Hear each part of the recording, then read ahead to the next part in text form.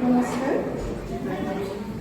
আজি আমাৰ Chris dance একাডেমীৰ যি তৃতীয় বাৰ্ষিকী তাত হঠাতে দুআষাৰ ক'বলৈ দিয়া প্ৰথম মোৰ ছাত্ৰী আচলতে পাখি, মই তাইক LP ক্লাছত পঢ়াইছোঁ আৰু ক্ৰিছ, গতিকে দুয়োজনেই মোৰ অতি মৰমৰ।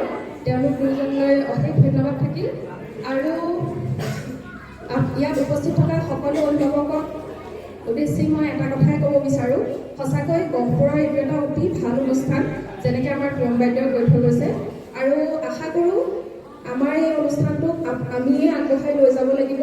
গতিকে আমাৰ শিশুসকলক আমি আনিব লাগিব ইয়ালৈ। আৰু মোৰ ছোৱালীজনীৰ কথা যদি ক'বলৈ যাওঁ, যোৱা বছৰ মই দিছিলোঁ আৰু এই বছৰলৈ মই তাইৰ যথেষ্টখিনি ইম্প্ৰুভমেণ্ট দেখিছোঁ।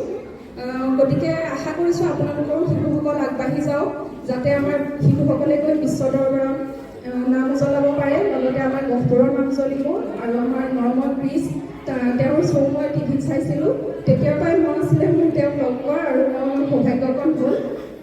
গতিকে অশেষ ধন্যবাদ দুয়োলৈ, আৰু আপোনালোক সকলোলৈকে মোৰ অনুৰোধ যে আপোনালোকে যাতে আপোনালোকৰ চিনাকি সন্তানসকলকো আনি ইয়াত ভৰ্তি কৰক, যাতে আমাৰ শিশুসকল সকলোতকৈ আগবাঢ়ক, সকলোৰে মাজত চিনাকি হওক।